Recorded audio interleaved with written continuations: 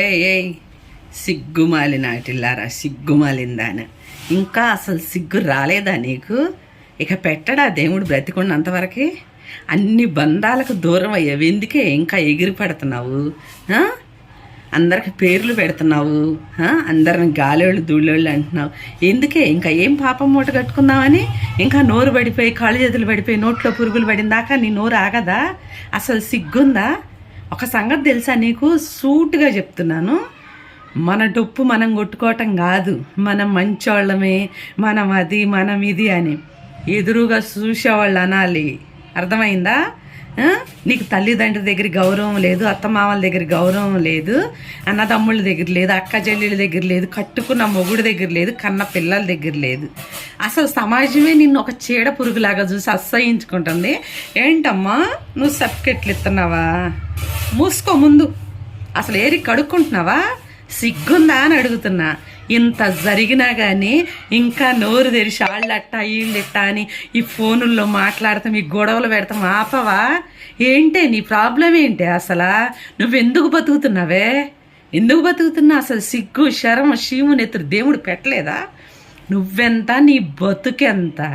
నువ్వు సర్టిఫికెట్ ఇస్తావా? కోట్లు ఆస్తుండా కోట్లకు పడిగెత్తినా మనం ఒకళ్ళకి సర్టిఫికెట్ ఇచ్చేవాళ్ళం కాదు. ఎందుకో తెలుసా? మంచి చెడు అన్నీ ఆ పైవాడికి తెలుసు, పైవాడు నిర్ణయించాలి. నువ్వెంత, నేనెంత? అసలు నువ్వు ఒకటి అర్థం కాల నాకు ఇన్ని సంవత్సరాల నుంచి. వాళ్ళు గాలో నీళ్ళు దూలో నీళ్ళు అని అందరి గురించి మాట్లాడి గొడవలు పెడుతున్నావుగా. ఫస్ట్ నువ్వు సరైన దానివైతే అసలు నీ నోట్లోకి ఈ మాటలు ఎందుకు వస్తున్నాయి? ఫస్ట్ నువ్వే అట్లాంటి దాని అందు గురించి అందరూ తాటెగ్గడుతున్నారు, అట్లాంటిది ఇట్లాంటిది అట్లాంటిదని. అట్లాంటి దానివి కాబట్టి నీకు అవే మాటలు వస్తున్నాయి. అందరికి ఎందుకు రావట్లా? నీకు ఒక్కదానికి ఎందుకు వస్తున్నాయి? అసలు నీకు మర్యాదలు, మంచితనం, ప్రేమలు, గౌరవాలు తెలుసా? కుటుంబాలు ఏంటో తెలుసా? ఎలా బతుకుతున్నారో తెలుసా? ఎందుకు తెలుస్తుందిలే? బర్రెలాగా తిని టైంపాస్ చేసి ఒళ్ళు పెంచితే.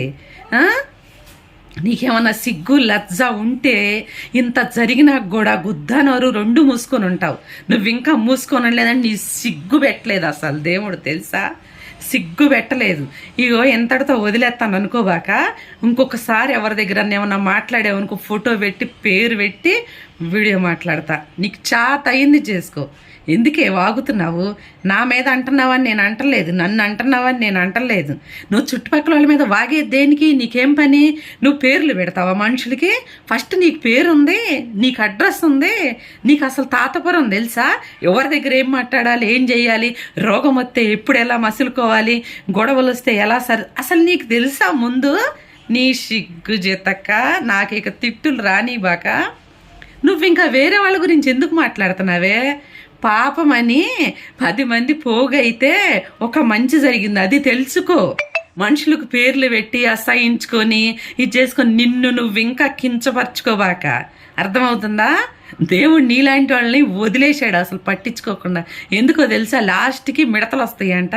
చీమలు దోమలు మిడతలు పీక్కు తిని సావులు చేసేవాళ్ళు లేక అబ్బాగతి సాగు తెచ్చి తిండి లేక సంవత్సరం అంతా తిండి లేకుండా చావాలని నీయటంటి వాళ్ళని అసలు దేవుడు మర్చిపోయాడు.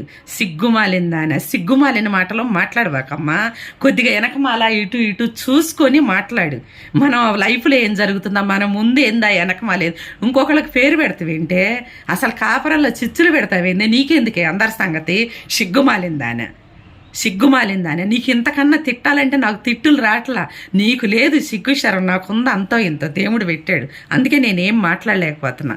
ఇంకొకసారి చెప్తున్నా, ఎక్కువ తక్కువ మాట్లాడుతుంటే ఇలాగే నువ్వు రెచ్చిపోయావు అనుకో, నేను రెచ్చిపోతా.